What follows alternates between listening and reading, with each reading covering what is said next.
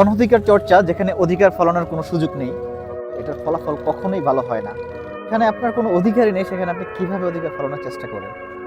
মনে করেন আপনি একজন শিক্ষক, আপনাকে বলা হলো শিক্ষকতা করার জন্য, আপনি প্রপার ওয়েতে শিক্ষকতা না করে আপনি একজন ইঞ্জিনিয়ারকে গিয়ে সাজেশন দিচ্ছেন যে এইভাবে বাড়িটা করলে ভালো হবে। কাইন্ড অফ অনধিকার চর্চা। যে কোনো পারিবারিক সিদ্ধান্তে যে বা যারা রোল পালন করে মেইনলি তারা হচ্ছে বাবা মা। এখন দেখা গেল বাবা মা একটা বিষয়ে সিদ্ধান্ত নিতে পারছে না, সেটা তাদের উপরে ছেড়ে দেওয়া উচিত। আপনি যখনই চাচা হয়ে, খালা হয়ে, ফুপু হয়ে সেখানে ঢুকে যাবেন, স্পেশালি এটা হতে পারে কোনো পারিবারিক সিভিল ম্যাটার হতে পারে, এটা ম্যারিজ হতে পারে, কারো পছন্দজনিত ব্যাপার হতে পারে, সেখানে আপনি যখনই নাক গলাবেন সেখানে দুইটা জিনিস হবে। এক হচ্ছে আপনি আপনার পজিশনকে লুজ করবেন, আর সেকেন্ড হচ্ছে আপনি অপমানিত হবেন। টুডে অর টুমরো আপনি অপমানিত হবেনই।